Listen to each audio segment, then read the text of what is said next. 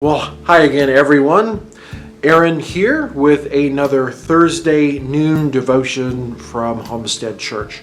I hope you're doing great. So today I'd like to talk to you about fasting, an obscure topic we don't talk about much here in America. Fasting, really difficult to talk about in a nation where we focus so much on eating. I remember a friend of ours talking about they had some friends visit them from Russia back in the 90s, I believe it was. And when they took the friends to their first supermarket, the friends cried because they couldn't believe how much food there was available. So it goes without saying, here in America, we are very fortunate. We have a lot of food and we eat a lot of food. But I'd like to talk to you about the spiritual discipline of fasting today. A discipline in the way that it helps train us towards the things of God. And I'm taking a lot of information today and from this great book, Celebration of Discipline, Richard Foster. Really wonderful nuts and bolts. Check that out if you would like to. It's really good stuff. Talking about fasting. So fasting in the Bible, you won't really find it too much as like a hard, thou shalt fast. But what I'd like to do is read to you from Jesus, Sermon on the Mount, Matthew chapter 6, verses 16 and following.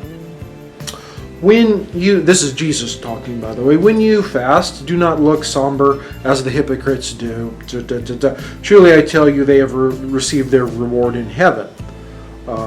But when you do fast, put oil on your beard, wash your face, so that it will not be obvious to others that you are fasting, but only to your Father who is unseen. And your Father who sees what is done in secret will reward you. So that's Matthew 6. And so there's other places, and we don't really see a hard and fast commandment to fast, but we see kind of an assumption that we will. So why am I talking about fasting? Well, yesterday, one of our discipleship groups decided that Tuesday noon was going to be our fast meal to pray, to seek God's face for just about everything we can think of. And so yesterday I fasted. I ate breakfast and then skipped lunch and ate dinner. Only thing I had was water. Now, I'm not telling you this to pat myself on the back. I'm telling you this because I went through it yesterday. It's fresh in my mind. And during the noon hour, instead of going home and eating with my family, I stayed here in my office and I prayed.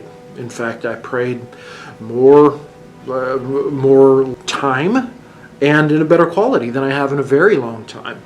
And so from personal experience, I can say from yesterday that fasting is a worthwhile thing.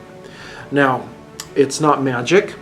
It's not forcing God to do what we want God to do. Well, God, I fasted. You're supposed to answer my prayer. No, rather, fasting is a discipline to seek God, to seek the things of God, to give glory to God. Fasting is a time to, fasting is a time to seek God, to listen for the voice of God, to want to see the face of God, to give glory to God. I wasn't fasting yesterday to lose weight.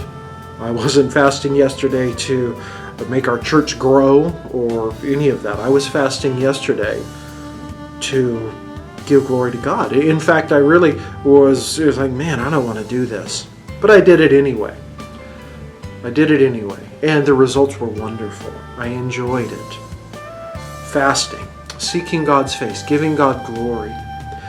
And so in this time of pandemic, I prayed for that. I prayed for our church, my family. For racial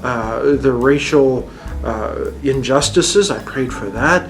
In this time of all of these things going on, we have this wonderful discipline of fasting that helps us hear the heart of God so that we can go into the world and make change. We can be changed in our own heart and then we can go make change in the world around us. It's a wonderful thing to have in your toolkit, fasting.